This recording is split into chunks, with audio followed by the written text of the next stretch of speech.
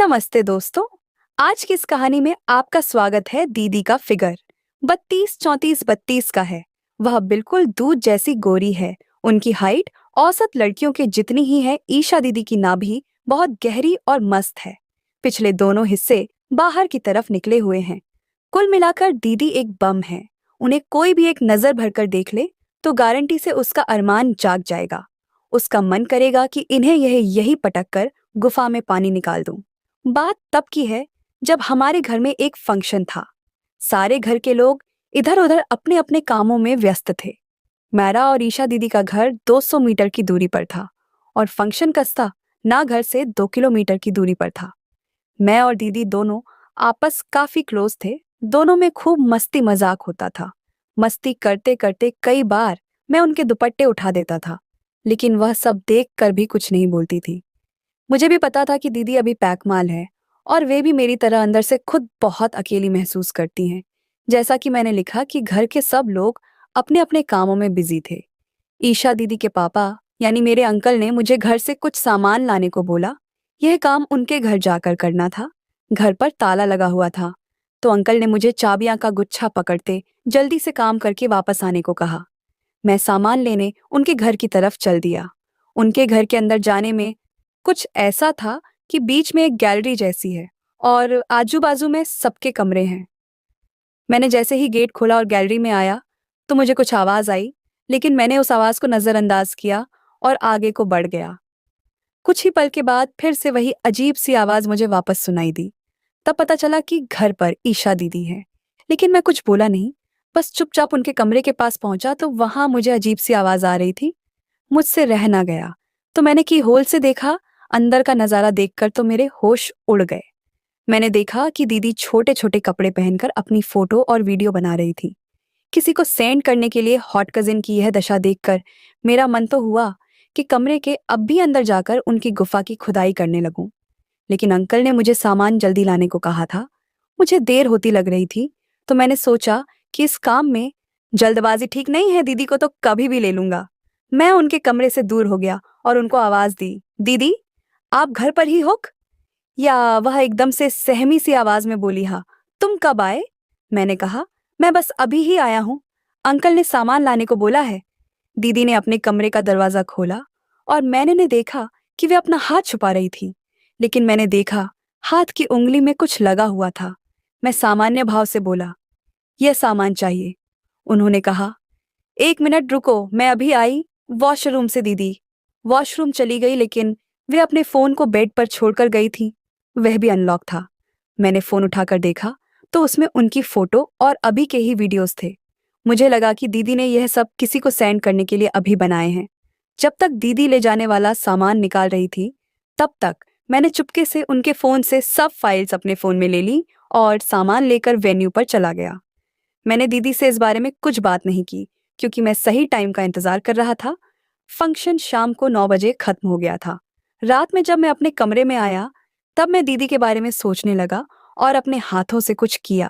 उस वक्त मैं अपने फोन पर उनकी फोटोज वीडियो देखने लगा। यार वे इतनी सेक्सी है कि क्या ही बताओ। देखकर मन कर रहा था कि अभी ही उनके साथ कर लूं। उस रात मुझे मुझे नींद नहीं आई। सिर्फ यही सोचता रहा था कि दीदी को कैसे पटाया जा। बस वह एक बार मिल जाए, लेकिन किस्मत को कुछ और ही मंजूर था। कुछ दिन बाद अंकल का फोन आया कि वे सब लोग 11 दिन के लिए ट्रिप पर जा रहे हैं। ईशा की छुट्टियां नहीं हैं, इसलिए वो घर पर ही है। तुम रात में मेरे घर में ही सो जाया करना। मैंने खुशी खुशी ओके बोल दिया। 2 दिन बाद सब लोग ट्रिप पर चले गए। मैं रात में खाना खाकर दीदी के पास रात में चला गया। दीदी मुझे अपने से बगल वाले कमरे में सोने को बोला। मैं ओके बोलकर कमरे में चला गया। उधर मैं दीदी के बारे में सोचने लगा, तभी मुझे उनके कमरे से आवाज फिर से आने लगी। मैंने झट से उठकर फिर से की होल से झांका तो देखा कि दीदी फोन में वीडियो देख रही थी। फिर दीदी ने अपना पानी निकाला और सो गई। मैं कमरे में आकर सोचने लगा कि मैं कैसे अपना अपनी दीदी के अंदर निकालो। ये है कि किस्मत साथ देती तो हर तरीके से देती है।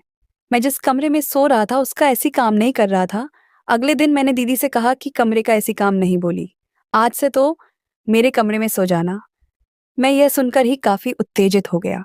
फिर रात को जल्दी जल्दी उनके यहाँ आ गया। मैं दीदी के कमरे में उनके बिस्तर के नीचे सोने जा रहा था तो वे बोली, अरे ऊपर ही आना, इधर जगह तो है, एडजस्ट कर लेंगे। यह मेरे लिए सोने पर सुहागा हो गया।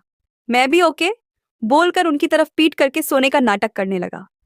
करीब 1 घंटे बाद दीदी ने मुझे आवाज दी। मैं कुछ नहीं बोला। उन्होंने मुझे हिलाकर चेक किया कि मैं सोया हुआ हूं या नहीं। फिर कुछ देर बाद मुझे बिस्तर हिलने का एहसास हुआ। मैं समझ गया कि दीदी शुरू कर रही है, पर मैं कुछ नहीं बोला। मैं अपनी तरफ से बिल्कुल जल्दबाजी नहीं करना चाहता था। आज दीदी बहुत धीमी आवाज में मौन कर रही थी। मेरा नाम लेकर अपने हाथों से कुछ कर रही थी।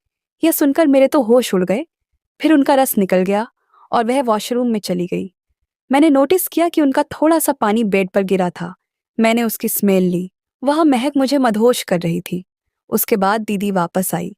मेरे तो नींद उड़ गई थी, और बगल में गर्म माल के लिए रेडी हो तो ऐसे में कहाँ नींद आती। कुछ देर बाद मैंने देखा कि दीदी सो रही है। तब मैं उठकर वॉशरूम गया, और वहां जाकर मेरा काम हो जाने के बाद जब मैं बाहर आ रहा तब मैंने देखा कि दीदी दरवाजे पर खड़ी थी। वह मुझसे हंसकर कहने लगी थी, क्या कर रहे थे अंदर? अब इस सबको घर पर बताती हूँ मैं। बोला सॉरी दीदी। मैं बोली क्यों कर रहा था? वह भी गेट ओपन था वॉशरूम का। अब मैं बिंदास बोला, आप भी तो करती हो। यह सुनकर उनके होश उड़ गए।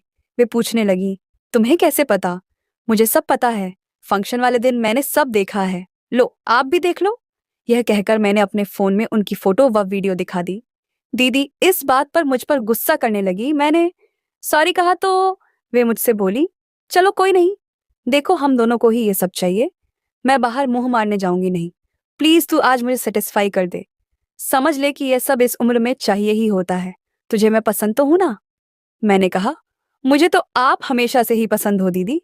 आपको क्या बताओ, आपको देखकर मेरा क्या हाल हो जाता है। दीदी तो तुम्हें पहले कहना चाहिए था ना। मैं बोला, मुझे इस बात का डर लगता था कि कहीं आपने मुझे मारा या डांटा तो मेरी तुमर लग जाएगी ना। मुझे तो कॉन्फिडेंस तब आया जब आप मेरा नाम लेकर रही थी। वह बोली, तुम्हें बगल में देख कर रही थी, इसीलिए मैं तुम्हारा ही नाम लेकर करने लगी थी। इसीलिए मैं तुम्हारा ही नाम लेकर करने लगी थी। पर चलो ठीक है, कोई बात नहीं। जब हम दोनों को एक दूसरे का सब पता ही है तो अब क्यों वक्त खराब करना। यह कहकर दीदी ने मुझे कमरे के अंदर चलने का इशारा किया। जैसे दीदी और मैं कमरे के अंदर गए तो मैंने देखा दीदी ने जीन्स और टॉप पहनी है। दीदी जीन्स में क्या कमाल लग रहे थे। फिर मैं दीदी के साथ शुरू हो गया। 4-5 घंटे बाद में जड़ गया, लेकिन अभी तक दीदी का पानी नहीं निकला था, इसलिए वह मुझे छोड़ नहीं रही थी। इसी बीच अचानक अंकल घर लौट आए। उनके अचानक आने की आवाज सुनकर हम दोनों घबरा गए, लेकिन इससे पहले कि हम कुछ कर पाते उन्होंने हमें उस स्थिति में देख लिया जो हमें शर्मिंदा कर गई। अंकल का चेहरा गुस्से और निराशा से लाल हो गया। उन्होंने बिना कुछ कहे कमरे का दरवाजा बंद कर दिया और बाहर चले गए। उनका यह व्यवहार हमारे लिए और भी डरावना था। कुछ देर बाद उन्होंने हमें बुलाया और गंभीर आवाज में कहा, तुम दोनों को यह समझना होगा कि भावनाओं पर काबू रखना जरूरी है। परिवार का हर रिश्ता विश्वास और मर्यादा पर आधारित होता है। तुमने जो किया वह न केवल गलत है, बल्कि यह हमारे रिश्तों को भी नुकसान पहुंचा सकता है। उनकी बातों ने हमें सोचने पर मजबूर कर दिया। हमने महसूस किया कि एक पल की कमजोरी ने हमें ऐसी गलती करने पर मजबूर कर दिया जिसका हमें जीवन भर पछतावा रहेगा। हमने उनसे माफी मांगी और यम वादा किया कि भविष्य में हम ऐसा कुछ नहीं करेंगे जो हमारे रिश्तों को कमजोर करे। दोस्तों, वीडियो पसंद आया तो चैनल को सब्सक्राइब करें और वीडियो को शेयर करें। अगर आप पहली बार राधिका के चैनल पर आए तो चैनल को सब्सक्राइब जरूर करें।